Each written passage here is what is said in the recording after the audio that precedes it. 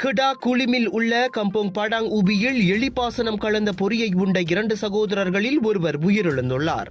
தனது மூத்த மகனான 3 வயது முகமது அகில் ஷவுக்கி இன்று காலை 8:30 மணிக்கு மரணமடைந்ததை அவரின் தந்தை உறுதிப்படுத்தினார். சிகிச்சையின் போதே மகனின் உயிர் பிரிந்த நிலையில் சப பரிசோதனை முடிந்து குளிமுக்கு உடல் கொண்டு செல்லப்படும் என்றார் அவர். ஞாயிற்றுக்கிழமை வீட்டில் 2 பிள்ளைகளும் வாந்தி எடுத்து வாயில் நுரை தள்ளியதை அடுத்து அவர்களை தாயார் மருத்துவமனைக்கு கொண்டு சென்றபோது அவர்கள் நச்சுணவு பாதிப்புக்கு ஆளானது தெரிய வந்தது. குரங்குகளை பிடிப்பதற்காக வீட்டு தோட்டத்தில் இரும்பு வேலி கம்பியில் வைக்கப்பட்டிருந்த பொரியை அவர்கள் உண்டிருக்கலாம் என நம்பப்படுகிறது. பாதிக்கப்பட்ட இளைய சகோதரனான 2 வயது பையன் இன்னமும் ஆபத்தான நிலையில் மருத்துவமனையில் உள்ளான்.